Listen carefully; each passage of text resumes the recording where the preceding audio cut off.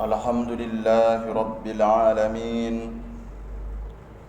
Ashhadu an la ilaha illallah wa ashhadu anna Muhammadar Rasulullah. Allahumma salli ala Sayyidina Muhammad wa ala ali Sayyidina Muhammad. Amma ba'du.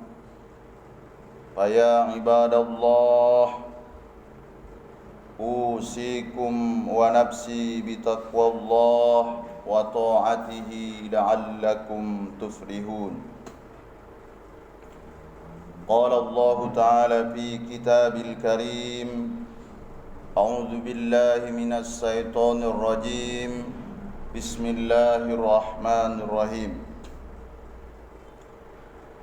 يا أيها الذين آمنوا اتقوا الله حق تقاته ولا تموتن إلا وأنتم مسلمون.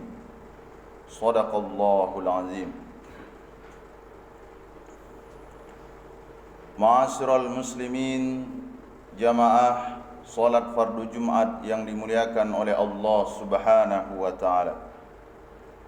Syukur alhamdulillah senantiasa kita ucapkan pada Allah Subhanahu wa taala, yang mana hari ini tepatnya pada tanggal 17 Zulhijjah 1441 Hijriah, Allah Subhanahu wa taala masih berkenan memberikan rahmatnya untuk kita semua.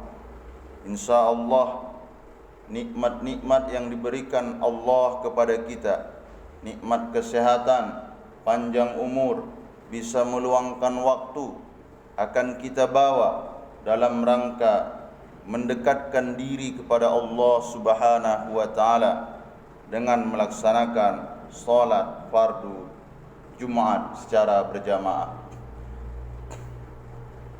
Tentunya harapan kita bahwa Jumat kali ini adalah Jumat yang terbaik di antara sekian banyak Jumat yang sudah kita lewati.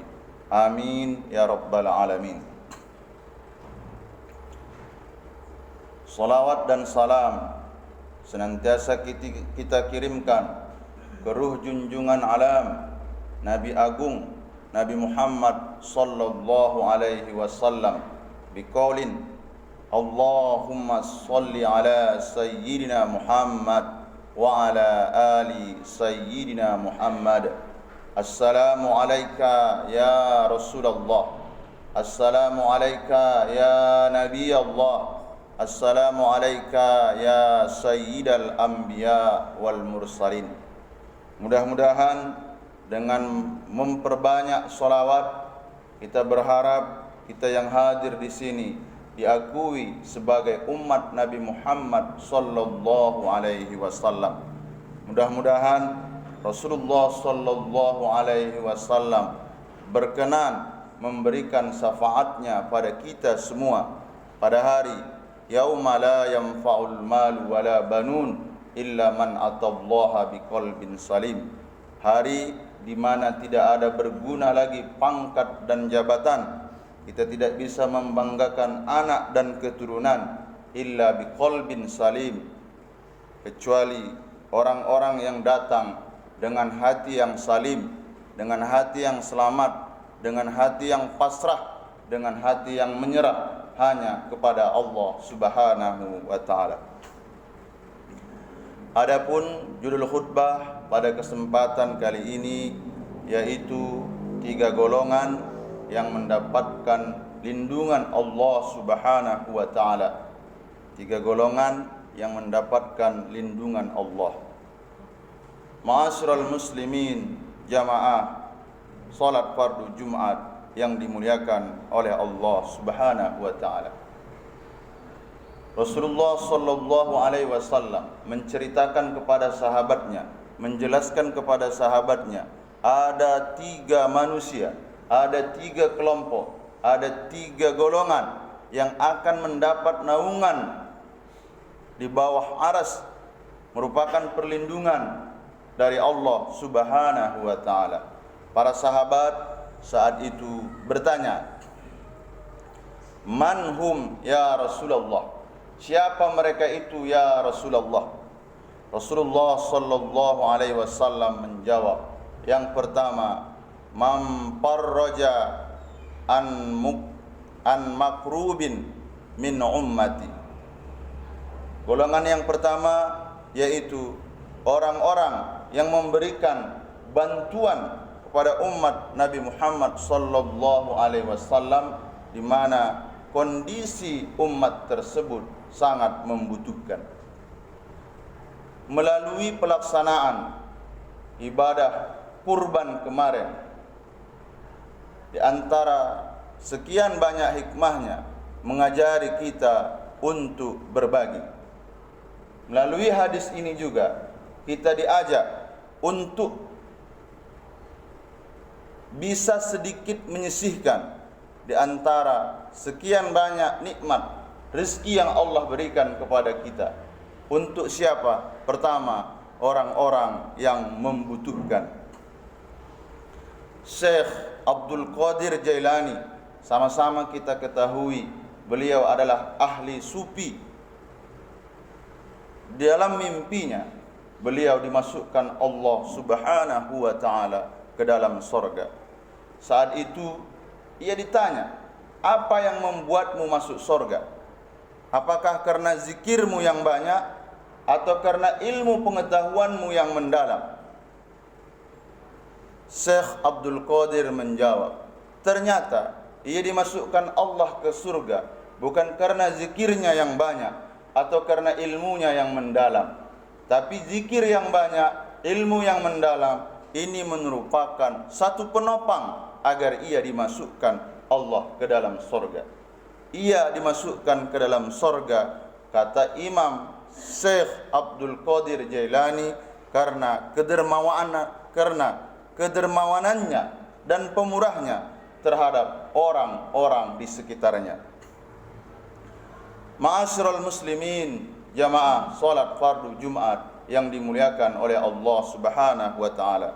Saat ini kondisi kita belum terbebas dari COVID-19, sehingga sulit betul seseorang untuk memenuhi kebutuhan hidupnya. Seorang istri yang seharusnya tinggal di rumah, seorang istri yang seharusnya memberikan prioritas untuk pendidikan anak-anaknya, harus keluar rumah dalam menopang kebutuhan keluarganya.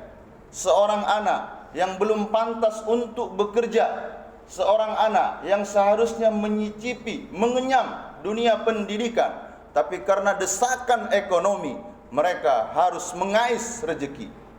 Orang-orang yang seperti ini seharusnya mendapat perhatian khusus dari kita yang dilebihkan Allah rezekinya. Kalau hal itu kita lakukan, insya Allah Allah akan berikan kemudahan, bukan hanya di dunia ini saja, tapi Allah berikan kemudahan juga nanti di akhirat. Yang kedua yaitu waman ahya sunnati. Di dalam hadis yang lain, waman ahya sunnati inda fasadi ummati. Orang-orang yang berusaha menghidupkan sunnah-sunnah Rasulullah sallallahu alaihi wasallam di mana kondisi umat lagi rusak. Kita bisa saksikan pergaulan anak-anak kita. Kita bisa saksikan dunia malam yang sekian malam merajalela. Kalau dulu orang-orang tua kita berkata, kalau malam hari itu gunakanlah untuk istirahat, tidak ada aktivitas lagi. Untuk konteks saat ini, semakin malam, semakin larutnya malam, maka semakin banyak pula lah kegiatan-kegiatan, yang mana kegiatan ini dalam rangka sayyi'at, perbuatan-perbuatan yang tidak baik. Lalu bagaimana? Apa yang harus kita lakukan? Yang harus kita lakukan, berupaya sekuat tenaga sekuat tenaga menghidupkan sunnah Rasulullah sallallahu alaihi wasallam. Dengan apa? Salah satunya dengan menolong saudara-saudara kita, memperbanyak zikir, melaksanakan ibadah-ibadah sunnah, salat sunnat duha, salat sunnat tahajud. Kenapa yang kedua ini menghidupkan yang sunnah? Ini tidak boleh kita anggap remeh-temeh. Ketika seseorang itu menghidupkan sunnah, contoh menghidupkan salat sunnat duha, kalau yang sunnat saja ia mampu menghidupkannya, otomatis yang wajib tak berani ia tinggalkan. Tapi kalau dia tidak pernah melaksanakan hal-hal yang sunnat, sepele, bahkan mengabaikan kewajibannya kepada Allah Subhanahu wa ta'ala. Yang ketiga, yaitu man aksara salatan alayya, dengan memperbanyak salawat kepada Nabi Muhammad sallallahu alaihi wasallam. Hari ini hari Jumat. Apa beda hari Jumat dengan hari-hari yang lainnya? Azan dikumandangkan juga 5 waktu. Tapi untuk hari Jumat ada anjuran untuk mengucapkan firman Allah, innallaha wa malaikatahu yusholluna 'alan nabi ya ayyuhalladzina amanu shallu 'alaihi wa sallimu taslima. Siapa yang bersolawat kepada Nabi Muhammad? Allah bersolawat kepada Nabi Muhammad sallallahu alaihi wasallam. Siapa lagi yang bersolawat kepada Nabi Muhammad? Para malaikat, para makhluk-makhluk suci. Innallaha wa malaikatahu. Malaikat juga bersolawat kepada Nabi Muhammad sallallahu alaihi wasallam.